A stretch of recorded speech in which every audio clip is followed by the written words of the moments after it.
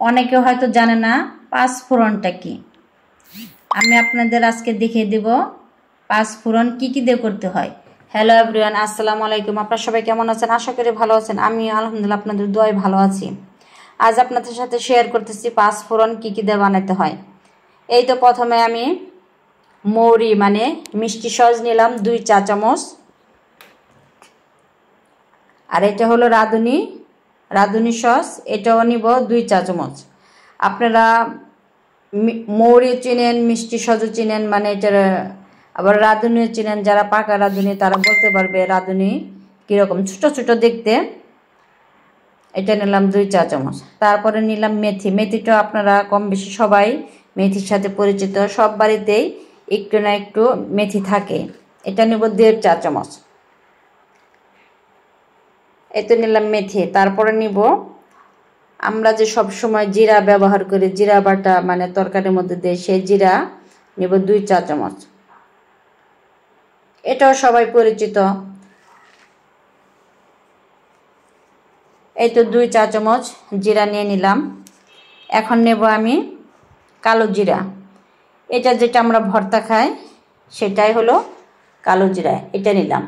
আর আমরা বাজার থেকে যেটা কিনে নিয়ে আসি সেটার মধ্যে আসলে সবগুলো উপকরণ একসাথে থাকে না। দেখা যায় মিষ্টি সস আর হয়তো কালো জিরা একটু মেথি দিয়েই এটা দিয়ে দেয়, আর তেমন কোনো কিছু দেয় না। এটা যদি আমরা বাড়িতে বানিয়ে ব্যবহার করি তাহলে অনেক ভালো হয়। আর এটার একটু স্বাদ বাড়াতে এটার সাথে আর একটু মানে সরিষা যোগ করলে আর একটু ভালো হয়। আমিও এর মধ্যে আর একটু হয়তো সরিষা যোগ করে তারপরে এই পাঁচফোড়নটা বানাবো। যাই হোক, এই সবগুলো উপকরণ আমি ভালোভাবে শুকিয়ে নিয়েছি।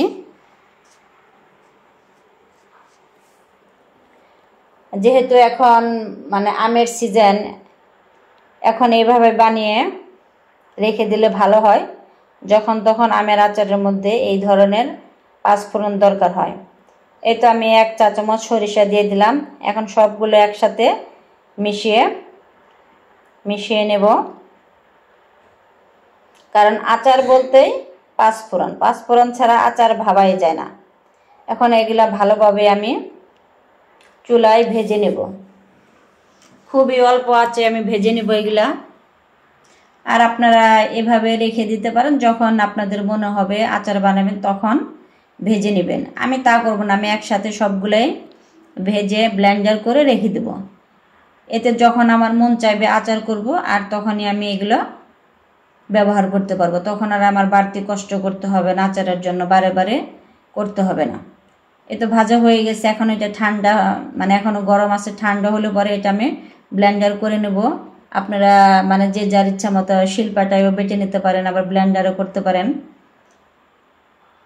এই তো আমি যে ব্লেন্ডার করে নিয়ে এসেছি, এখন এই বক্সে করে রেখে দেব। যাই হোক, আমার এই ভিডিওটা আপনাদের কেমন লাগলো জানাবেন। খুবই উপকারী একটা ভিডিও। সবাই ভালো থাকবেন, সুস্থ থাকবেন, আমার জন্য দোয়া করবেন। আল্লাহ হাফেজ।